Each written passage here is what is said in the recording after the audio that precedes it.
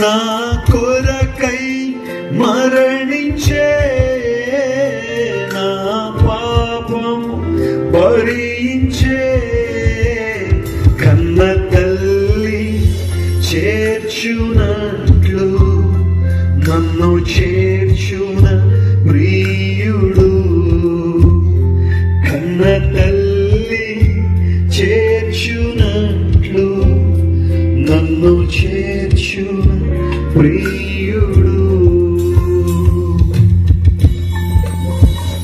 నేను మీకోసం ప్రార్థించాలని ఆశపడుతున్నాను. ఈ ప్రార్థనలో దేవుని ఆశీర్వాదం మీ మీద ఒక్కొక్కటిగా ప్రకటిస్తున్నప్పుడు మీ దగ్గరగా ఆమేనని చెప్పగలరా? ఆమేనని చెప్పండి. దేవుని కార్యాలు స్పష్టంగా మీ జీవితంలో జరుగుతాయి. ప్రేమగల తండ్రి, ఈ శక్తి సముద్రం అనే విలేజ్ లో ఈ రోజున వేలాదిగా నీ ప్రజలు మీరు నడిపించిన ఆయన, నీ వాక్యం మీద ఆసక్తి వారికి ఇచ్చిన ఆయన, గొప్ప పరిస్థితులు అనుకూలింపజేసి నీ మాటలు ఇంతవరకు వినడానికి ఇచ్చిన కృపను బట్టి నీకు స్తోత్రాలయ్యా. 25 సంవత్సరాలు యేసుక్రీస్తు రక్షణ ప్రార్థనా మందిరము ప్రభువా నిర్వహించబడుతూ అనేక మంది దీవెనకరంగా ఆశీర్వాదకరంగా ఈ పరిచయం ఉంచారు. అందును బట్టి నీకు స్తోత్రాలు. నిన్నటి వరకు భయంకర వర్షాలు ప్రాంతంలో ఉన్నప్పటికీ ఈ రోజు మీరు మాకు ఇచ్చిన మంచి అనుకూలతను బట్టి నీకు స్తోత్రాలు. నీ ప్రజలు మీరు తోడుకొచ్చారు ప్రభా. వీరిలో ఏ ఒక్కరు కూడా అనాలోచన ఇక్కడికి వచ్చిన వారు కాదు.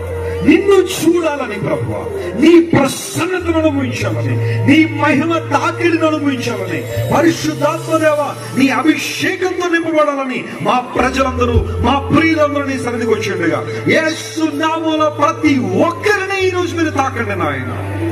బలమైన శక్తితో ప్రతి ఒక్కరి మీద నింపండి, ఆశీర్వదించండి అయ్యా.